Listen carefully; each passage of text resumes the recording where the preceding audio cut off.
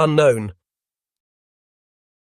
Henderson Field, Guadalcanal, 2200 hours. In the suffocating darkness of the Solomon Islands, Private Robert Youngdeer of the 164th Infantry Regiment checks his M1 Garand rifle one final time. His unit had arrived on the island just 11 days earlier, on October 13th, becoming the first US Army formation to engage in offensive operations against the Japanese. Now, in positions alongside Marines still armed with bolt-action Springfield rifles, the soldiers of the 164th grip their semi-automatic weapons, 8 rounds loaded in each en-bloc clip. Through the oppressive humidity and the cacophony of nocturnal insects comes a sound that freezes the blood of every American soldier. Thousands of Japanese troops beginning their charge, screaming banzai and totsugeki at the top of their lungs. Among the attacking force, Lieutenant Kenji Yamamoto of the 29th Infantry Regiment leads his platoon forward, his Type 38 Arisaka rifle, with its exceptionally long 31.4-inch barrel, proving unwieldy in the dense undergrowth. The 5-round internal magazine has been loaded with 6.5 by 50mm Arisaka rounds, each one requiring him to work the bolt action to chamber, up, back, forward, down.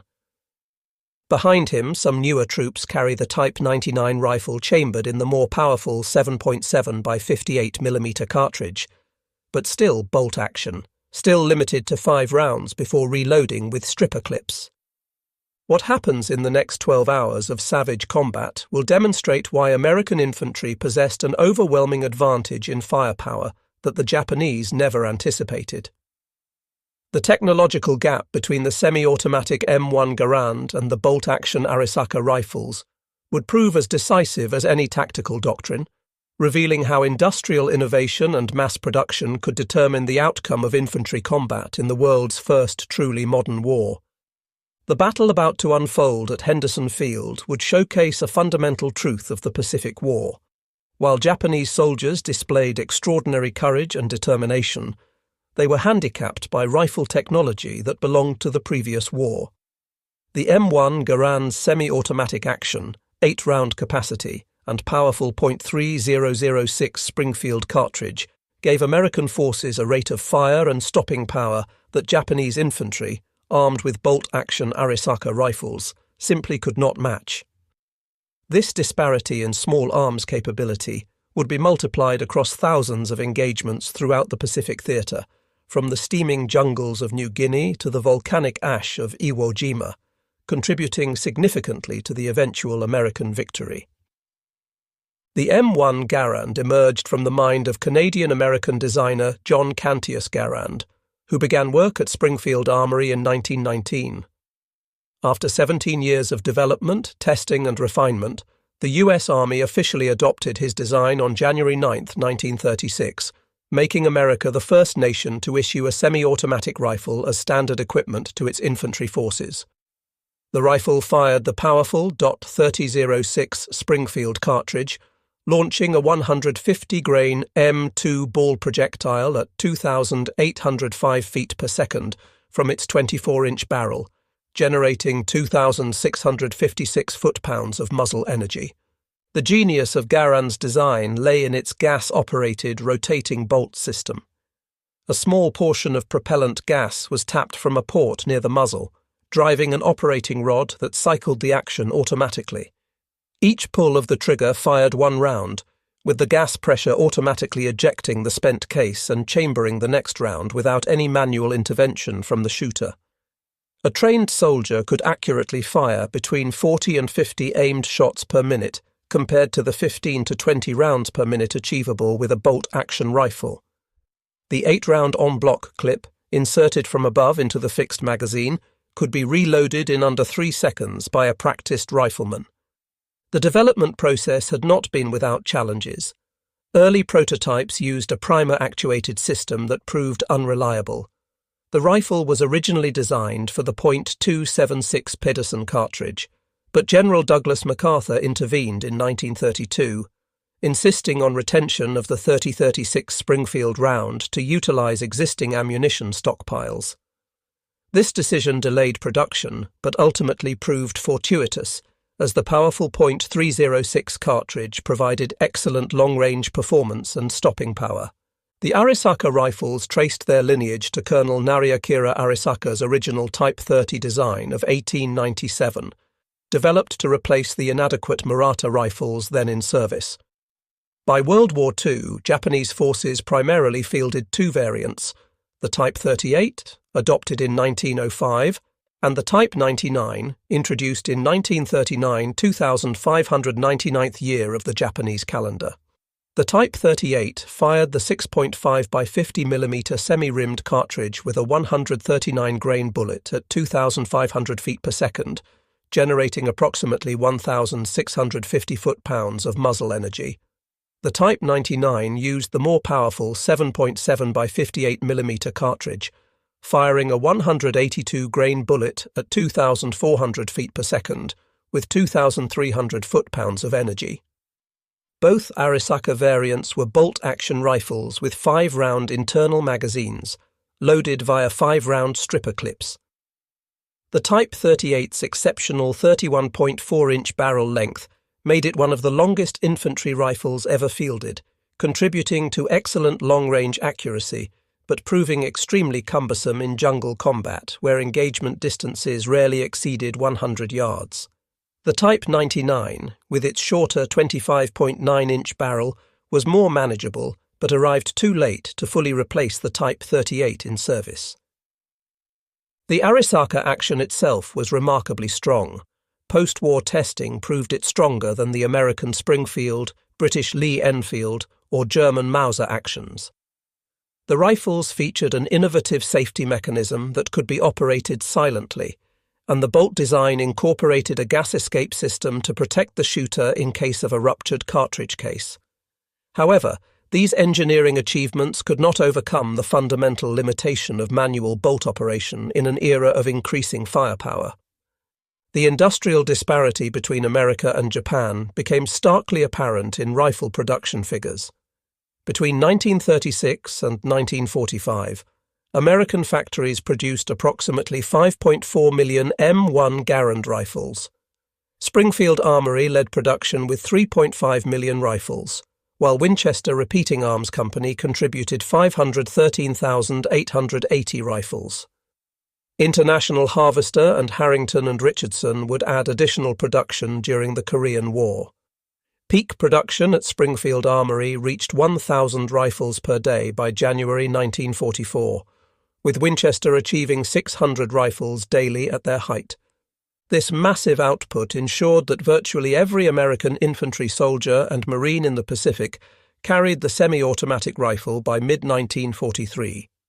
The U.S. military's allocation system prioritized combat units, with the Marine Corps receiving 22,000 M1 Garands per month in early 1943, despite their initial reluctance to adopt the rifle.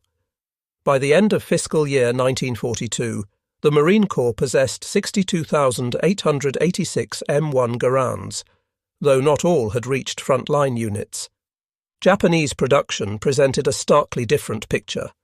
From 1905 to 1945, Japan manufactured approximately 3 million Type 38 rifles across multiple arsenals, including Koishikawa, later Tokyo, Kokura, Nagoya, and Mukden Arsenal in occupied Manchuria. Type 99 production from 1939 to 1945 reached roughly 3.5 million units, manufactured at 9 different arsenals, including 2 outside Japan proper, Mukden in Manchukuo and Jinsen in Korea. Despite these substantial numbers totaling over 6 million rifles, Japan never achieved the production rates necessary to fully modernize their infantry arms. Many second-line troops, garrison forces, and naval infantry units still carried Type 38 rifles at war's end, creating logistics complications with 2 different ammunition types in use. American M1 Garand production maintained remarkably consistent quality throughout the war. Springfield Armory's quality control procedures rejected any rifle that failed to group within 5 inches at 100 yards. Interchangeability of parts between rifles from different manufacturers was strictly enforced through detailed specifications and gauging requirements. A damaged M1 Garand could be repaired in the field using parts salvaged from other rifles, regardless of manufacturer. The adoption of improved heat treatment processes in 1942 actually increased receiver strength over pre-war production. The finishes evolved for practicality rather than economy. The switch from blued steel to parkerizing improved corrosion resistance in tropical environments. Walnut stocks gave way to birch and other hardwoods due to walnut shortages, but functionality never suffered.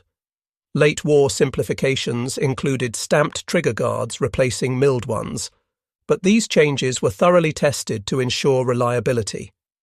Japanese manufacturing quality, conversely, deteriorated markedly as the war progressed. Early Type 99 rifles featured remarkable innovations: chrome-lined barrels, actually the first military rifle with this feature, anti-aircraft sights with folding arms for leading aerial targets, dust covers to protect the action, and integral wire monopods for stability. The finish was a deep blue, and stocks were made from quality Japanese hardwood with precise inletting. By 1944, these refinements had vanished under production pressure and material shortages. Last-ditch rifles exhibited rough machining marks, simplified fixed rear sights to eliminate the complex ladder sight, wooden butt plates replacing metal, and inferior wood with poor fitting. Some final production rifles lacked even basic finishing, with visible tool marks on all metal surfaces. The chrome lining disappeared as chromium became scarce, monopods were eliminated, and even the imperial chrysanthemum marking became crudely stamped rather than precisely rolled. The M1 Garand's semi-automatic action provided multiple tactical advantages beyond simple rate of fire. After each shot, the soldier maintained his sight picture and cheek weld, while the rifle automatically cycled. This meant faster target reacquisition and more accurate follow-up shots. The operating rod, driven by gas pressure tapped near the muzzle, cycled with sufficient force to function reliably even when fouled with mud, sand, volcanic ash, or carbon build-up from extended firing. The N-block clip system, while sometimes criticized for its distinctive ejection ping that allegedly alerted enemies the rifle was empty, actually provided the fastest reload of any contemporary military rifle. A trained soldier could reload in under 3 seconds, versus 5 to 7 seconds for a skilled user working with stripper clips on a bolt-action rifle.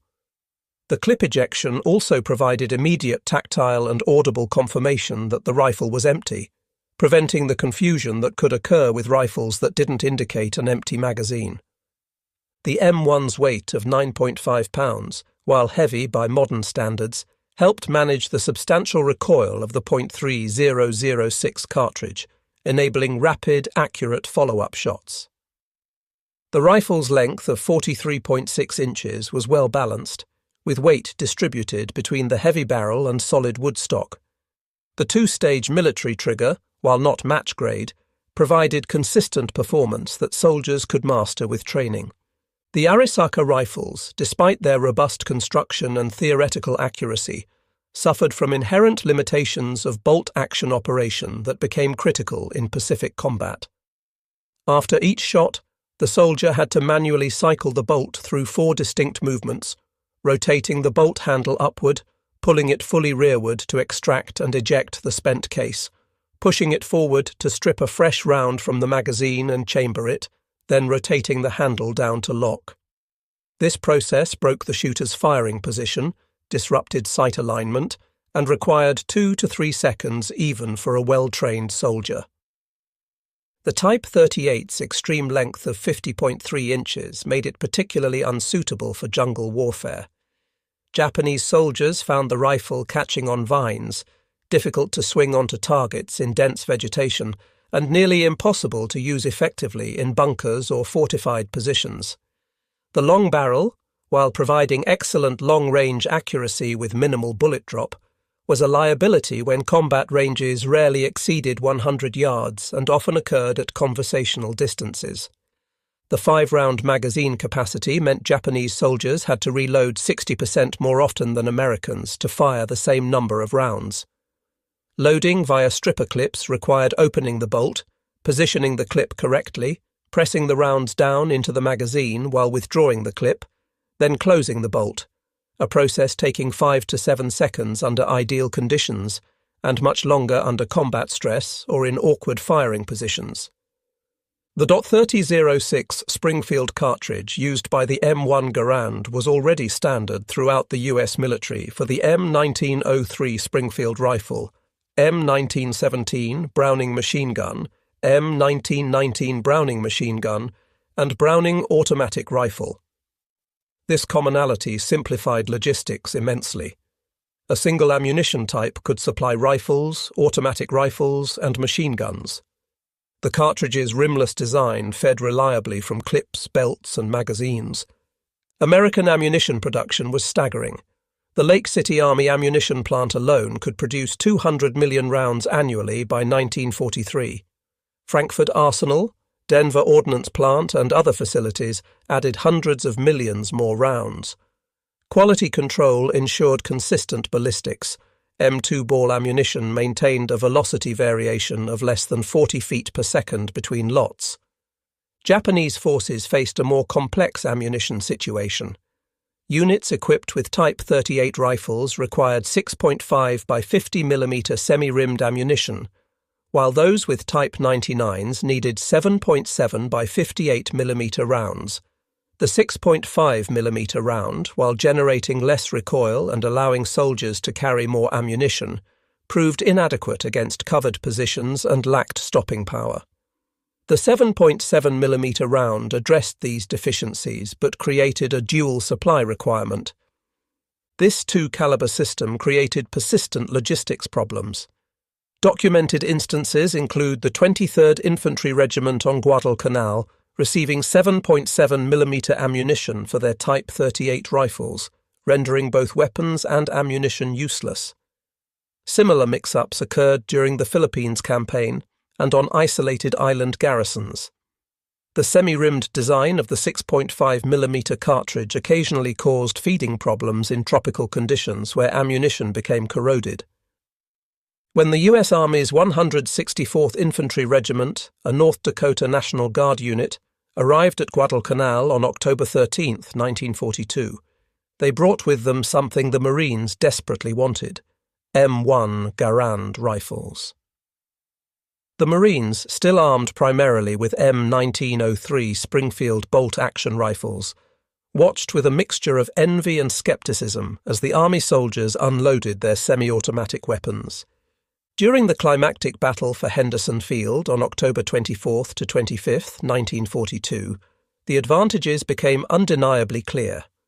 Staff Sergeant Mitchell Page, though a Marine armed with a machine gun rather than a rifle, fought alongside soldiers of the 164th and witnessed their firepower firsthand.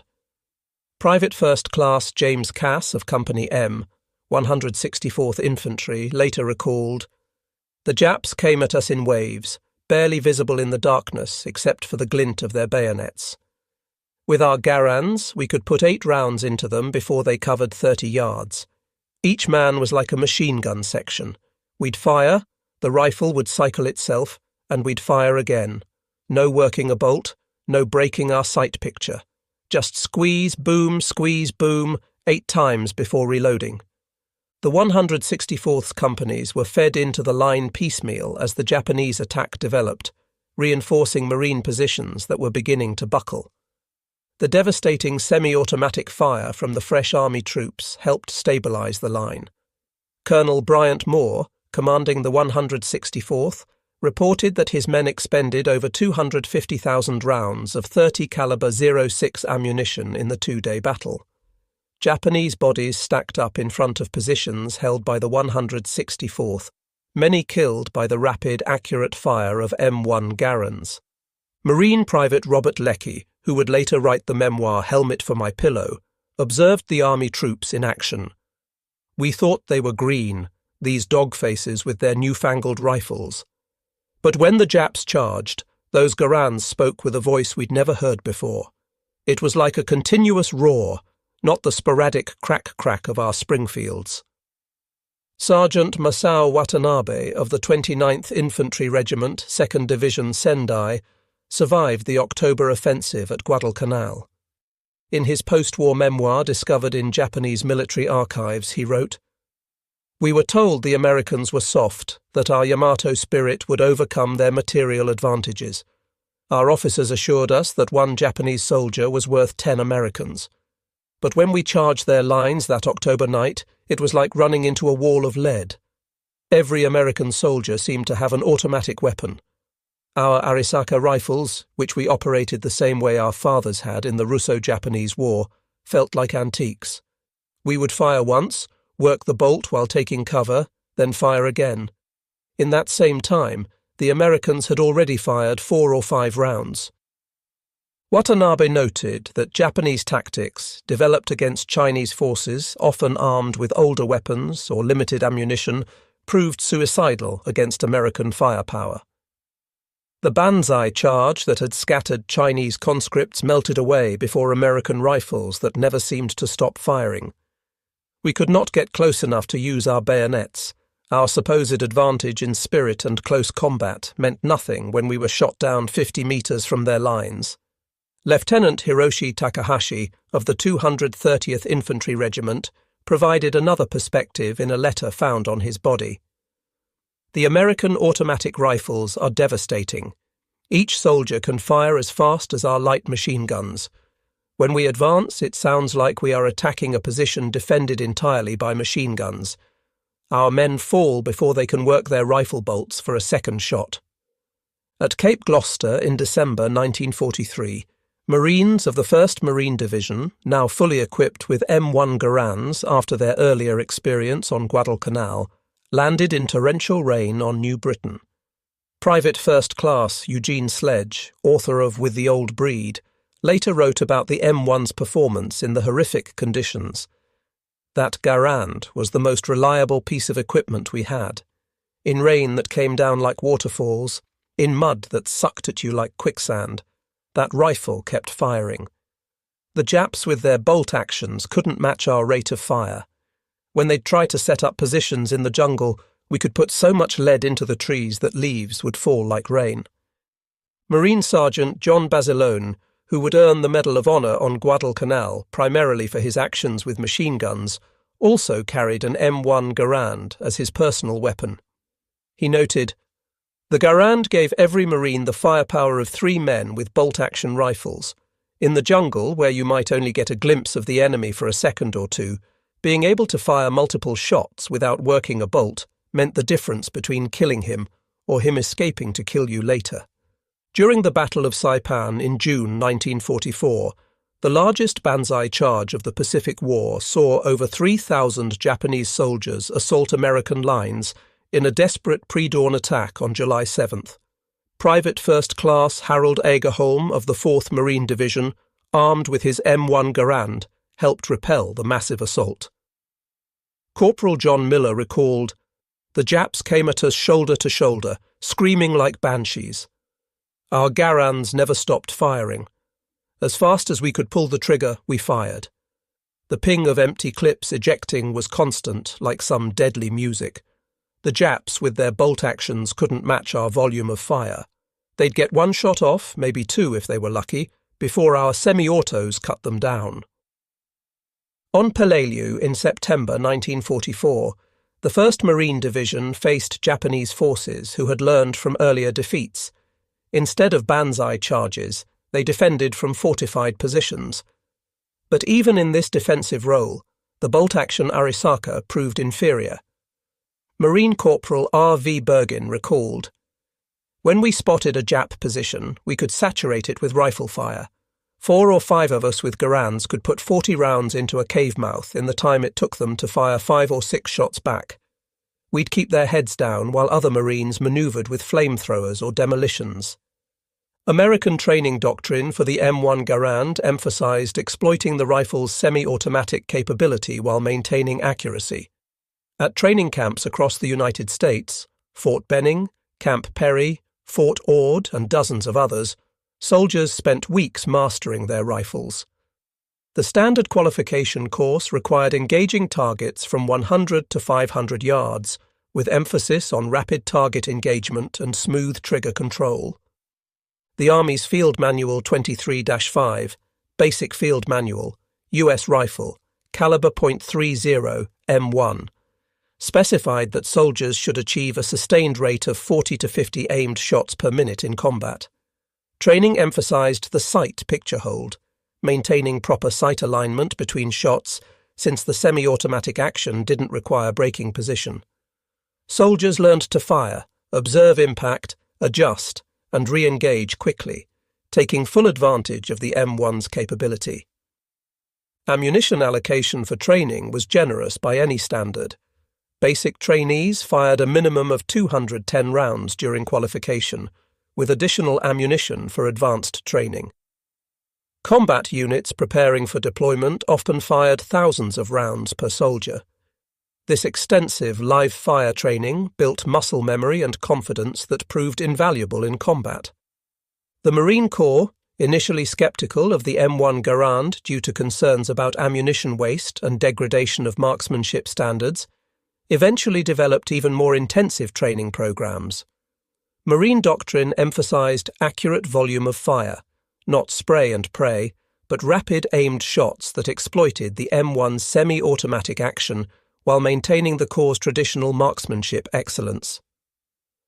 Japanese marksmanship training, rooted in samurai traditions of precision and discipline, emphasized the philosophy of one shot, one kill, ichigeki hisatsu. This principle reflected both spiritual beliefs about the warrior's focus and the practical limitation of bolt-action rifles. Japanese soldiers underwent extensive training at long range, with the Type 38's exceptional accuracy at distance considered a primary virtue. The Imperial Japanese Army's training manual stated, "The spirit of the attack must be the primary weapon of the infantry. The rifle and bayonet are merely extensions of the warrior's will." This emphasis on spiritual factors over material ones would prove catastrophic against American firepower. Japanese soldiers trained extensively in bayonet fighting, with daily practice in kata-like movements. The Type 38's exceptional length made it superior to most rifles in bayonet fighting, in theory. However, Pacific combat rarely offered the clear long-range shots for which Japanese soldiers had trained.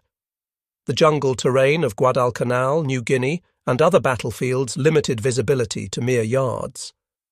The banzai charges that had succeeded against poorly equipped Chinese forces or colonial troops met devastating failure against semi-automatic rifle fire. The sound of massed M1 Garand fire became a psychological weapon in itself. The rapid rhythmic crack of semi-automatic fire, punctuated by the distinctive metallic ping of ejecting clips, had a demoralizing effect on Japanese forces. A captured Japanese training document from 1943 instructed soldiers, "The American automatic rifles create a sound like many machine guns firing. Do not be discouraged by this volume of fire. Remember your spiritual superiority and press forward with determination."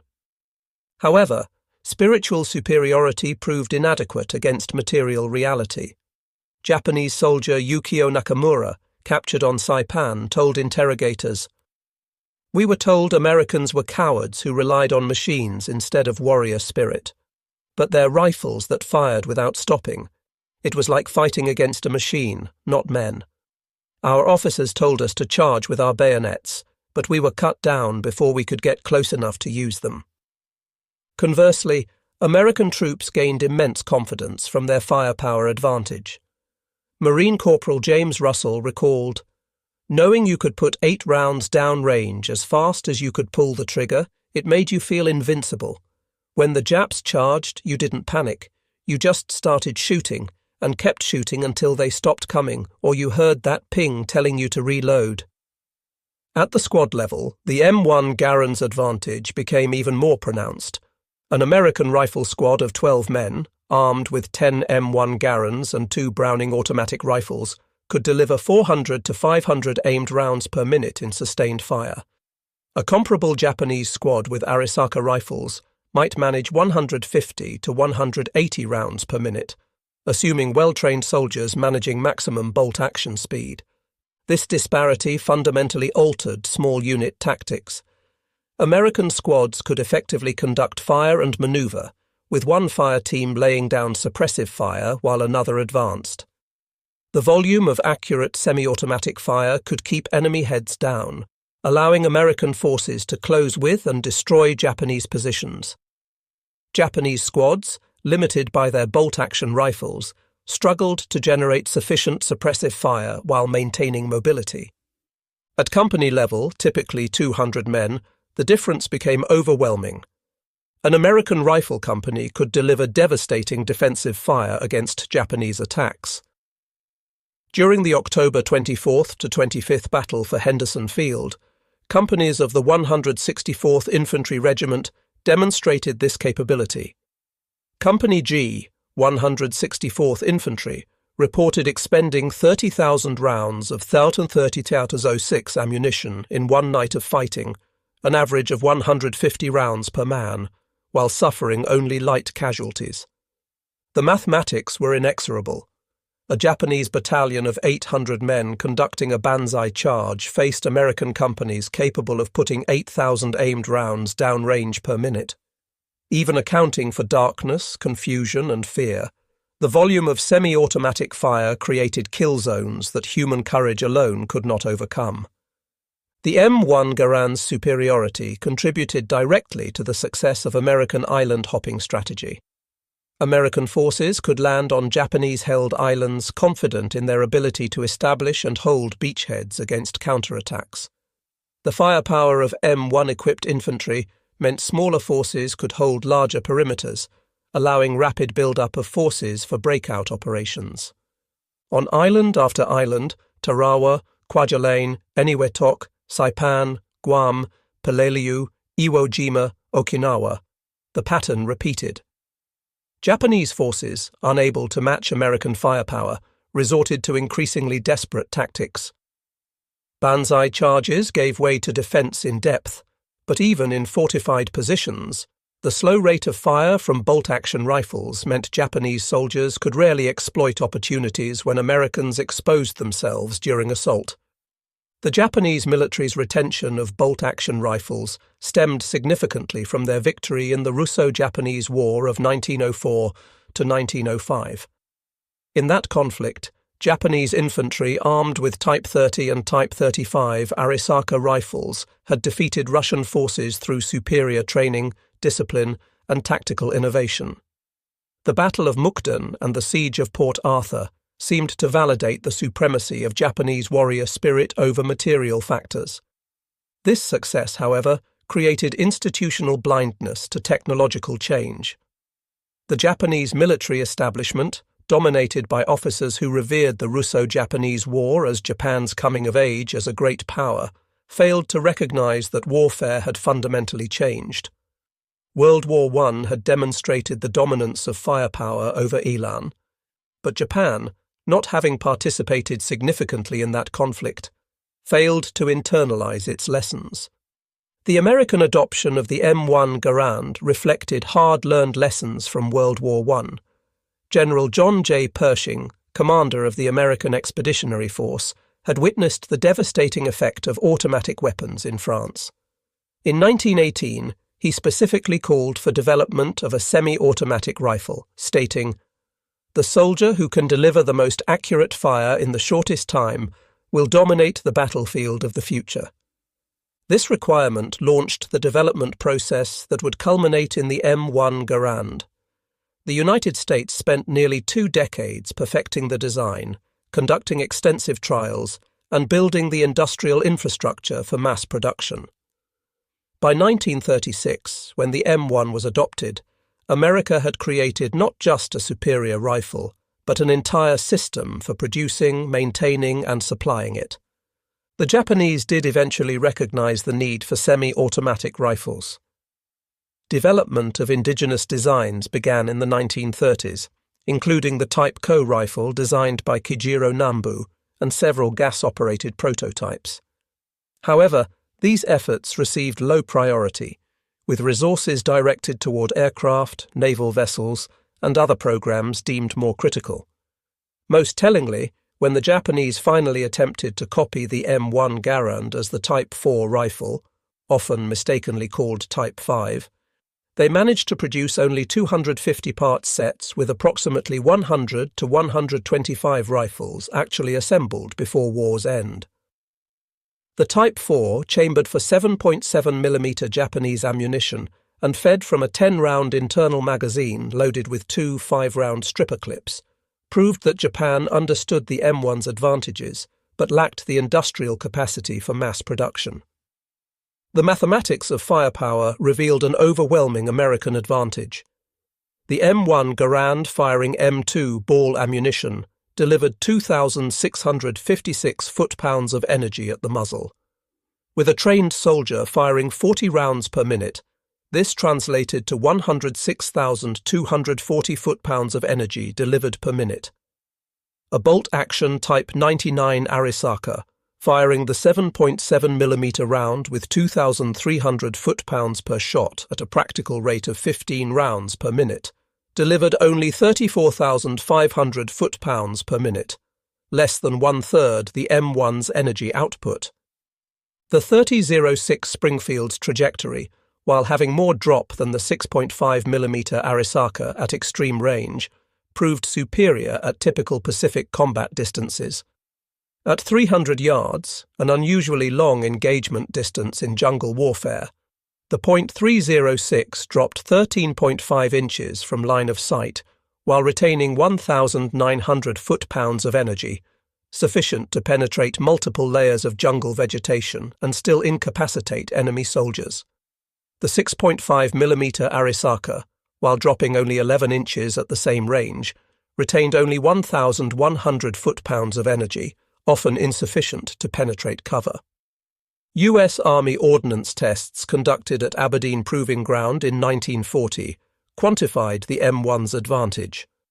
In controlled trials, soldiers with M1 Garands consistently achieved 24 aimed shots per minute at 200 yards with 90% hits on man-sized targets. Soldiers with M1903 Springfields, functionally identical to Arisaka operation, managed only 10 aimed shots with 85% accuracy. In rapid-fire scenarios simulating response to sudden attack, M1-equipped soldiers could engage 3 separate targets in the time bolt-action users engaged one. Further testing examined sustained fire over longer periods. After 5 minutes of continuous firing, M1-equipped soldiers maintained 80% of their initial rate of fire, while bolt-action users dropped to 60% due to fatigue from working the bolt. The M1's semi-automatic operation required only trigger finger movement, while bolt-action operation demanded gross motor movements of the entire arm and shoulder. Combat statistics from Pacific battles revealed telling patterns.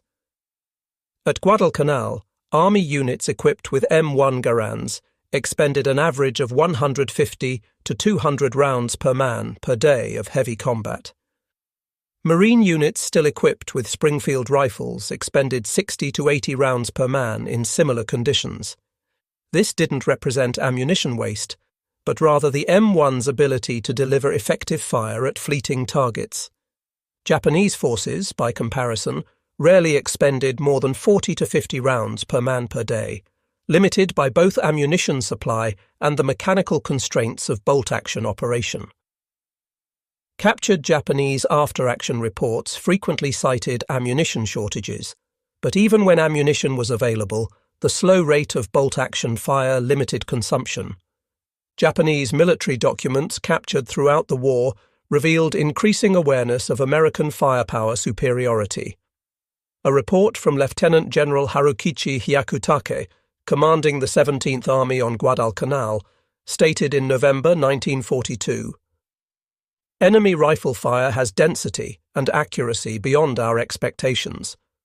Each enemy soldier appears to be armed with an automatic weapon. Our forces cannot achieve fire superiority even with numerical advantage. Recommend emphasis on night operations and infiltration tactics to negate enemy firepower advantage."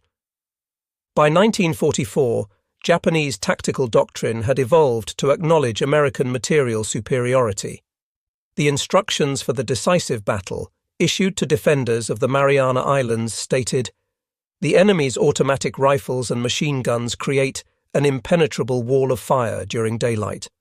All attacks must be conducted at night or under cover of adverse weather.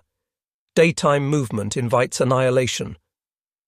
Lieutenant General Tadamichi Kuribayashi, the brilliant defender of Iwo Jima, wrote in January 1945, "The American automatic rifles are remarkable weapons.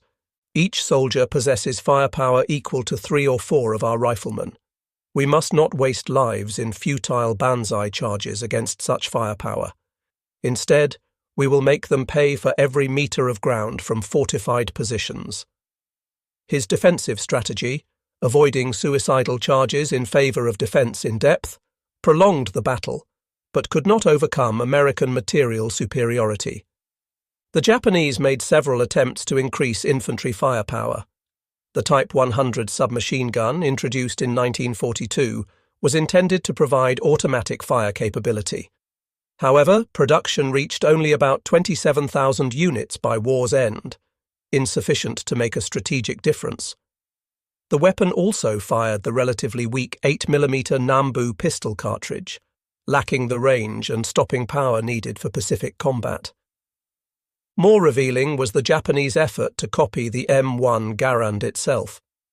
When American forces captured the Yokosuka Naval Arsenal in 1945, they discovered the Type 4 rifle program. Engineers at Yokosuka had reverse-engineered captured M1 Garands, modifying the design to use Japanese 7.7mm ammunition and feed from a 10-round internal magazine loaded with standard 5-round stripper clips. The Japanese had even improved certain aspects, using a rubber recoil pad and adding a last-round bolt hold-open feature. However, Japanese industry proved incapable of mass-producing this complex design. While they had manufactured parts for approximately 250 rifles, only 100 to 125 had been assembled into complete weapons. The Type 4 program revealed that Japanese military engineers fully understood the M1's advantages, but lacked the industrial infrastructure to produce it in meaningful numbers. Beyond industrial limitations, Japanese military culture resisted emphasizing material factors over spiritual ones. Colonel Masanobu Tsuji, a staff officer who served in multiple theaters, wrote after the war, "We knew the Americans had superior weapons, but to acknowledge this openly would have destroyed troop morale. We had to maintain belief in spiritual superiority, even as our soldiers were mowed down by American automatic weapons." This cultural resistance extended to training. Even as late as 1944, Japanese infantry training emphasized bayonet practice and night infiltration over marksmanship. The official infantry manual devoted 3 pages to rifle marksmanship, but 12 pages to spiritual preparation and bayonet fighting. This imbalance reflected deep-seated beliefs about the nature of warfare that technical realities could not easily overturn. The Battle of Okinawa, April through June 1945, provided the ultimate test of American firepower versus Japanese determination. Here, on Japan's doorstep, 180,000 American troops faced 120,000 Japanese defenders in what would become the bloodiest Pacific battle. The Japanese, under Lieutenant General Mitsuru Ushijima, had learned from previous defeats. Instead of wasteful banzai charges, they prepared elaborate defensive positions in Okinawa's rocky terrain. Yet even in defense, the limitations of bolt-action rifles proved critical. When American forces advanced, Japanese defenders armed with Arisaka rifles could rarely deliver sufficient volume of fire to stop them. Private First Class Desmond Doss, the conscientious objector medic who would receive the Medal of Honor, later described the sound of American rifles supporting his rescue efforts. "The Garands were firing so fast it sounded like one continuous roar. Our boys could keep Japanese heads down while I went out for wounded. If they'd all had bolt-action rifles like the Japanese, I never could have saved those men." On May 4, 1945, the Japanese launched their only major counter-offensive of the battle. 5,000 Japanese soldiers attacked American lines in a coordinated assault designed to break through to the American rear areas. The attack began at 0430 hours with the largest artillery barrage Japanese forces had managed in the Pacific War, 12,000 rounds in 30 minutes. As Japanese infantry emerged from their positions and charged across open ground, they met a wall of American fire. Private First Class Martin Brennan of the 17th Infantry Regiment recalled, "They came at us in waves, but not the wild banzai charges we'd seen before. These were organised attacks with fire support, but our Garands never stopped firing. 8 shots, ping, reload, 8 more shots. The noise was incredible. The Japanese with their bolt actions would fire once, maybe twice, then our semi-auto fire would cut them down. The attack shattered against American firepower with horrific Japanese losses, 4,000 dead versus 714 American casualties. The rapid fire of thousands of M1 Garands, supported by automatic weapons and artillery, created killing fields where Japanese courage could not overcome material disadvantage. Even when Japanese soldiers reached American lines, the close-range firepower advantage of semi-automatic rifles proved decisive. Sergeant William Manchester, who would later become a renowned historian, fought on Okinawa with the 29th Marines. He wrote, "The M1 rifle was our best friend. In the chaos of close combat, being able to fire 8 times without working a bolt saved countless American lives. I saw Japanese soldiers trying to work their bolt actions while under fire, their hands shaking, fumbling with the mechanism while our boys simply kept pulling triggers." Planning for Operation Downfall, the invasion of Japan scheduled to begin with Operation Olympic in November 1945, assumed the M1 Garand would play a crucial role. Military planners studying casualty rates from Okinawa calculated that American forces would need massive firepower superiority to overcome expected Japanese resistance on the home islands. Production plans called for 500,000 replacement M1 rifles for the operation, with Springfield Armory and Winchester increasing production to a combined 2,000 rifles daily by August 1945. International Harvester was scheduled to begin production at a third facility. The ammunition requirement was staggering. Planners estimated needing 100 million rounds of .306 monthly for rifle use alone, testimony to the volume of fire expected from M1-equipped troops.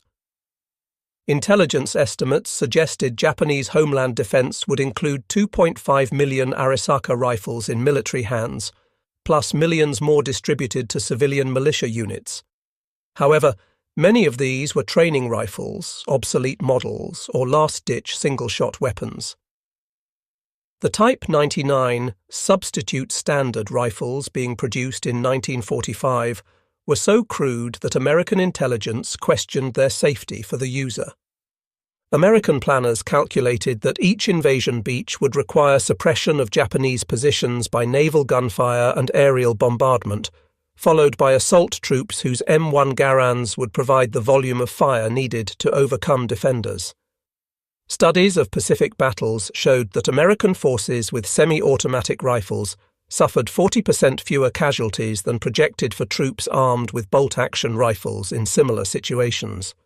The Japanese, recognizing their firepower disadvantage, planned to rely on suicide tactics, using civilians as human shields, and close-quarters combat in urban areas where rifle advantages would be minimized. Secret Japanese plans discovered after the war revealed desperate measures: bamboo spears for civilians, suicide swimmers with explosive charges, and even programs to spread biological weapons. The Arisaka rifle, once the pride of the Imperial Army, had been relegated to just one component of a desperate defense. The atomic bombings of Hiroshima and Nagasaki ended the war before Operation Downfall commenced. Post-war analysis suggested American casualties could have reached 500,000 to 1 million, with Japanese casualties in the millions. The M1 Garand's firepower advantage would have been crucial, but at a terrible cost in lives on both sides. The M1 Garand's success influenced military rifle development worldwide. The Soviet Union, which had struggled with limited production of its SVT-40 semi-automatic rifle during World War II, developed the SKS carbine directly influenced by captured M1 Garands. China's Type 56 carbine was essentially a copy of the Soviet SKS. France developed the MAS-49, taking lessons from both the M1 Garand and their own pre-war semi-automatic experiments. Even Britain, traditionally conservative in small arms adoption and satisfied with their Lee-Enfield rifles during the war, began developing semi-automatic rifles immediately post-war. The Belgian FN-49, the Swiss Stu-57, and the Italian BM-59 all reflected lessons learned from America's semi-automatic success in World War II. The M1 Garand continued serving through the Korean War, where it again proved superior to bolt-action rifles used by Chinese and North Korean forces in the early stages of that conflict. American forces in Korea, armed with M1 Garands and supported by automatic weapons, repeatedly stopped massive Chinese human wave attacks reminiscent of Japanese banzai charges. The rifle served until gradually replaced by the M14 in the late 1950s and early 1960s. In a remarkable historical irony, the United States equipped the newly formed Japanese self-defense forces with M1 Garand rifles in the 1950s. Japanese soldiers who had faced the weapon now trained with it, experiencing firsthand the firepower advantage their predecessors had faced. The JSDF received approximately 150,000 M1 Garands through American military assistance programs. Japanese veterans interviewed in the 1960s consistently cited American firepower, particularly the M1 Garand, as a decisive factor in their defeat. Saburo Sakai, Japan's leading surviving fighter ace, stated, "We could match American courage, we could match American tactics, but we could never match American firepower. Every GI with his automatic rifle was worth 3 of our soldiers." Today, both the M1 Garand and Arisaka rifles are highly sought after by collectors, though for different reasons. The civilian marksmanship program has sold over 500,000 surplus M1 Garands to American citizens since its inception, making it one of the most common military collectibles. The rifle's distinctive ping has become iconic in popular culture, featured in countless war films, television shows, and video games. The M1's reputation as the greatest battle implement ever devised, General Patton's famous assessment, remains unchallenged among World War II infantry weapons. Modern shooting competitions still feature M1 Garand matches, with the rifle proving remarkably accurate even by contemporary standards. Japanese Arisaka rifles, particularly those with intact imperial chrysanthemum markings, are prized collectibles. The chrysanthemum, symbol of the emperor, was typically ground off rifles before surrender, making intact examples rare and valuable. Modern testing has proven the Arisaka action to be exceptionally strong, stronger even than the Mauser or Springfield actions. But this strength could not overcome the fundamental disadvantage of bolt-action operation. Interestingly, both rifles have seen combat in the 21st century. M1 Garands have appeared in conflicts in the Middle East, supplied decades ago through military aid programs. Arisaka rifles have been documented in use by insurgent forces in Afghanistan and Myanmar, testament to the durability of the design even if tactically obsolete. On that October night at Henderson Field in 1942, as Private Robert Youngdeer of the 164th Infantry Regiment and thousands of other American soldiers demonstrated the devastating effectiveness of semi-automatic rifle fire, they were proving a fundamental truth of modern warfare. Technological superiority, backed by industrial production, could determine the outcome of battle regardless of human courage or determination. The M1 Garand delivered 40 to 50 aimed shots per minute versus the Arisaka's 15 to 20, 8 rounds before reloading versus 5. Semi-automatic operation versus manual bolt manipulation. Weight of fire that could stop a banzai charge in its tracks versus single shots that required breaking sight picture to chamber the next round. These mathematical realities, multiplied across millions of individual firefights from Guadalcanal to Okinawa, helped determine the Pacific War's outcome. Lieutenant Kenji Yamamoto, who led that charge on October 24, 1942, with his Type 38 Arisaka, did not survive to see the dawn. His rifle, with its exceptional accuracy and admirable construction, its smooth bolt action and strong receiver, could not overcome the wall of semi-automatic fire that met his attack. Found after the battle, his weapon had 3 rounds remaining in the magazine. He had managed to fire only twice while advancing 100 yards under the concentrated fire of M1 Garands. Around him lay dozens of his soldiers, most with full or nearly full magazines in their Arisakas, having been cut down before they could effectively return fire. The story of the M1 Garand versus the Arisaka rifles ultimately tells a larger truth about World War II in the Pacific, that courage and determination, while admirable and necessary, could not overcome the arithmetic of firepower. The United States had produced 5.4 million M1 Garands by war's end, ensuring that virtually every American rifleman possessed semi-automatic firepower. Japan, despite producing over 6.5 million rifles total, never escaped the technological constraints of bolt-action operation, never could match the volume of aimed fire that semi-automatic rifles produced. General George S. Patton's assessment of the M1 Garand as the greatest battle implement ever devised was not hyperbole, but mathematical fact.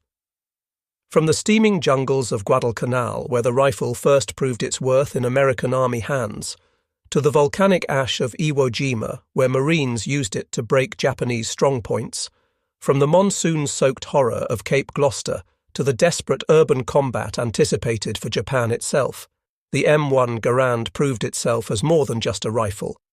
It was a war-winning weapon that gave American forces a decisive edge in the most brutal theatre of the world's most terrible war. The distinctive ping of an ejecting en bloc clip became the sound of American victory in the Pacific, a sound that meant 8 enemy soldiers would never reach American lines, a sound that meant another Japanese position had been suppressed, another island secured, another step taken toward Tokyo Bay. Against it, the bolt-action Arisaka, for all its virtues of strength and accuracy, was simply fighting the last war with the last war's technology. In the final analysis, the Pacific War was won not by any single weapon or battle, but by the cumulative effect of American industrial might and technological superiority. The M1 Garand stood as perhaps the most visible symbol of this advantage at the individual soldier level. Every GI or Marine with an M1 possessed the firepower of 3 enemy soldiers, an advantage that no amount of spiritual training or warrior tradition could overcome. The Japanese soldier, brave as he was, dedicated as he was, skilled as he was, could work his rifle bolt only so fast. And in modern war, rate of fire multiplied by accuracy equaled survival. The Arisaka rifles now rest in museums and private collections, respected for their quality and historical significance. The M1 Garand likewise has passed into history, though many still function perfectly on rifle ranges across America. But in their time, in the desperate struggle across the Pacific, one was clearly superior to the other. The semi-automatic rifle had made every American soldier a base of fire unto himself, and that advantage, multiplied across the vast expanses of the Pacific theatre, helped ensure Allied victory. The last word belonged not to courage or spirit, but to the mechanical precision of gas-operated semi-automatic fire. 8 rounds, 1 pull of the trigger each, before that distinctive ping announced it was time to reload and continue the fight.